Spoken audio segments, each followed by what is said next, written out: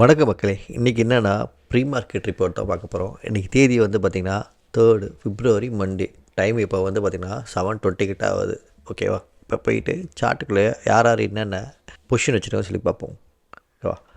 FIA வந்து பார்த்திங்கன்னா எவ்வளோ வந்து ஃப்யூச்சர்ஸில் ஓயாச்சு 1.74 lakhs வந்து வச்சுருக்காங்க. ஓகேவா? ஃபுல் நெகட்டிவில் இருக்காங்க அவங்க. ஓகேவா? நெக்ஸ்ட்டு வந்து ப்ரோ ட்ரேடர் எப்படி இருக்காங்க சொல்லி பார்ப்போம். ஃப்யூச்சர்ஸில் வந்து பார்த்திங்கன்னா பாசிட்டிவாக 16,000 இருக்காங்க.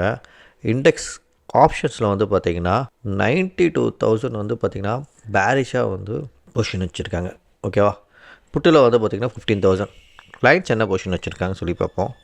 ஃப்யூச்சர்ஸில் பார்த்திங்கன்னா 1.42 lakhs வந்து பாசிட்டிவாக பொசிஷன் வச்சுருக்காங்க. இண்டெக்ஸ் ஆப்ஷன்ஸில் வந்து பார்த்திங்கன்னா காலை வந்து பை பண்ணி வச்சுருக்காங்க.